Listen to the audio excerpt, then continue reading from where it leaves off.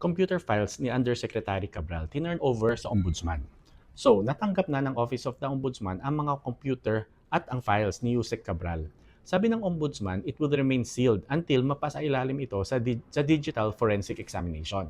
Yes, importante na dumaan ito sa Digital Forensic Examination para malaman when the files were created, kung na-modify ba siya, or kung may mga na-delete dito. Pero bukod dito, kailangan din ma-determine ang chain of custody. Ano ba ang chain of custody at bakit siya importante? Ang chain of custody ay yung trail ng evidence. Saan ito nagsimula?